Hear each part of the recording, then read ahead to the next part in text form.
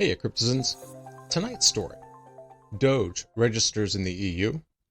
Google goes blockchain. And did MetaMask just cut off Venezuela? The date is March 3rd, 2022. Welcome back to the Crypto Overnighter. I'm your host, Nick. The cover model for the podcast is Tex, and together we take a nightly look at the crypto, NFT, and metaverse space and the industry that surrounds it. We bring you new stories on familiar topics. And keep in mind, nothing in this show should ever be considered financial advice. If you're new here and you find that you like this show, subscribe and rate us. If you're on Spotify, you can rate right from the app. Give Tex and I 5 stars. It will help other people find their way to this podcast. There's a lot to talk about, so let's go. Now, the Venezuelan story. It has a twist, so hang in there for that. And Google's always been crypto shy. Okay, well, actually, they've been crypto resistant. For a long time, you couldn't hardly advertise anything related to crypto on their platform. But things change. And Doge is looking to get registered in the EU, and I do not blame them.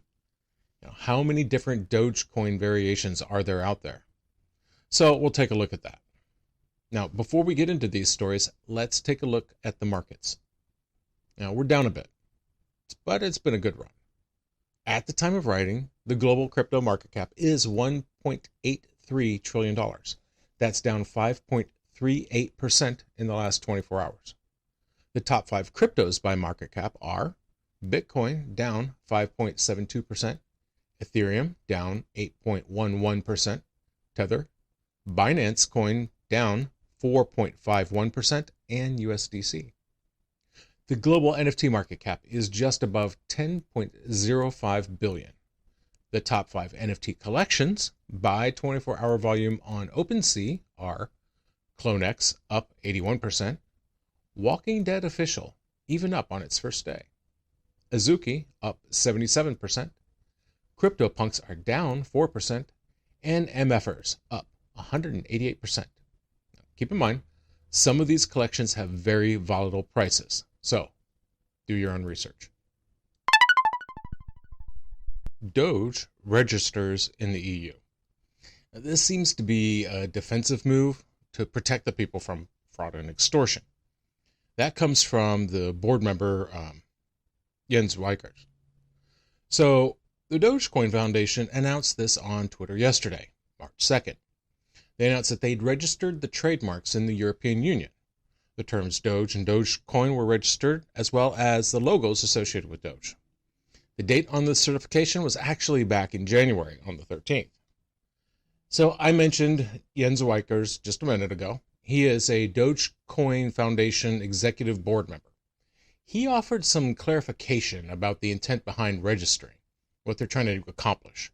He said, quote, "The issue isn't, and never has been, use in memes, etc., but attempts by people completely unaffiliated with Dogecoin to register them, which only really makes sense if they then want to extort either the community or the Dogecoin project, devs, foundation, etc. directly."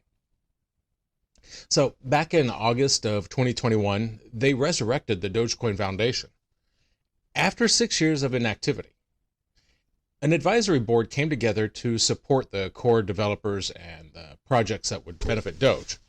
And that board is made up of Vitalik Buterin, Billy Marcus, Max Keller, and Neuralink's CEO Jared Birkall. When they did, the foundation found themselves with a problem. You see, because nobody was minding the store, so to speak, a lot of pretenders cropped up. How many Dogecoin variants are there? That's because nobody filled out the paperwork to protect that as a trademark back in 2014. Now, last September, the foundation filed with the U.S. Patent and Trademark Office. And when they did, they found out that they were in competition with, quote, a half dozen others and at least 100 cryptocurrencies not related to the Dogecoin Foundation. Yet they were still using the Dogecoin name. And then there's Ross Nickel. He resigned as the foundation's director. This is a relatively recent development. He announced it in a blog post on February 16th. And while it looks like there were a number of contributing factors, it seems like stress is probably the biggest one. And he has a day job. He's a developer at Alphabet. So he is busy. But what he said was that the foundation, quote, is operating in an extremely challenging environment where the stress involved is overwhelming. According to him, a number of parties were registering trademarks for Dogecoin, he said. And in the summer of 2021, there was a potential lawsuit against the developers from someone who claimed we were responsible for their funds. Now, for its part, the Dogecoin Foundation indicates that Nickel did inform them of his intentions about a year ago, saying, quote, he has been instrumental in the reestablishment of the Dogecoin Foundation. So there's clearly no hard feelings there.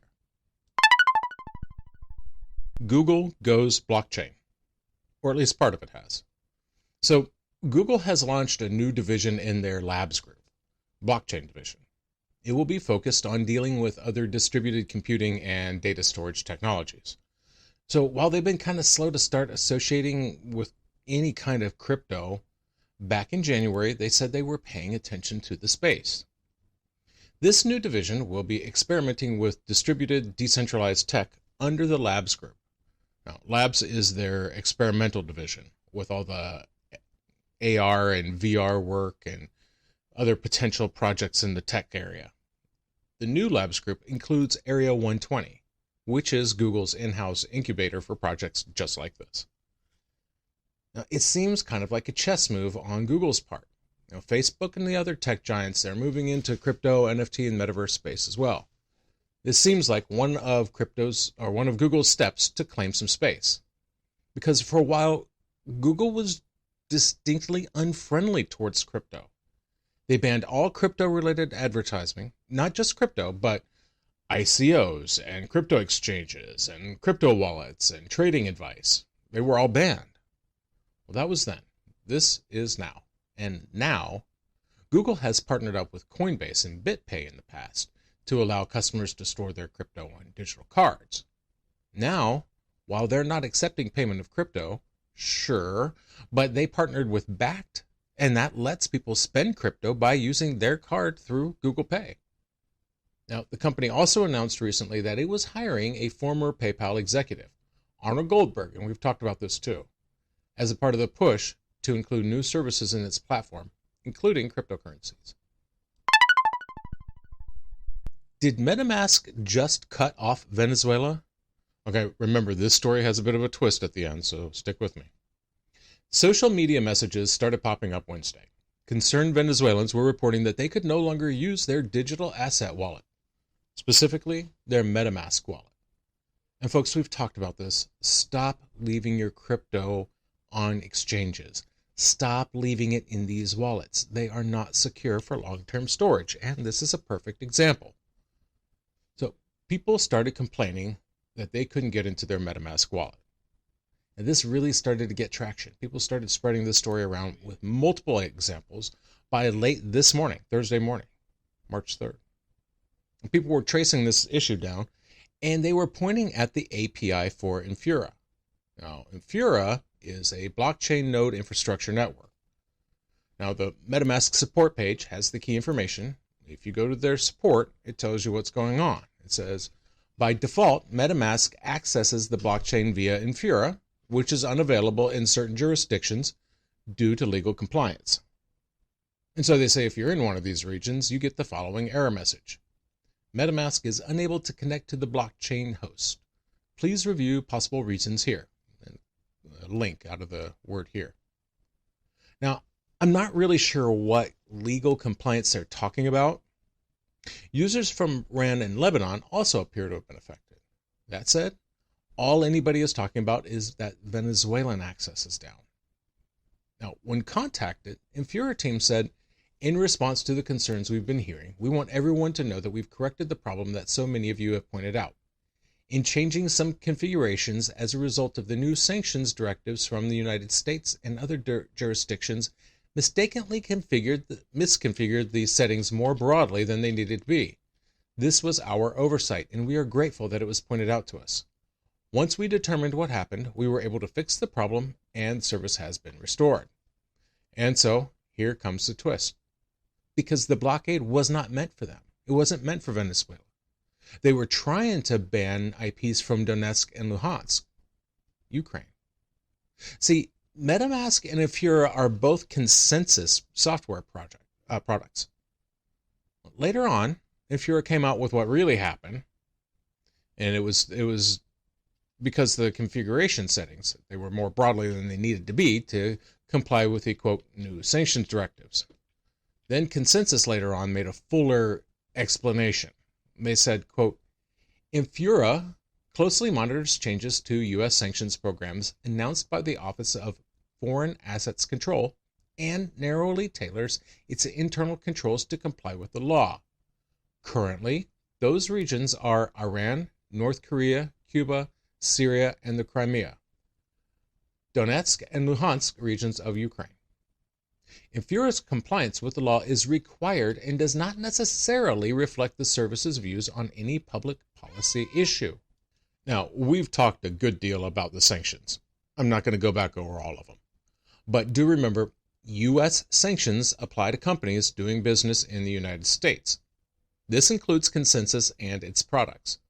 They are legally required to make sure no assets can make their way to prohibited governments, bankruptcy, companies, or individuals, which really doesn't have much to do with the things in the long run, because transactions between private citizens were never supposed to be targeted anyway.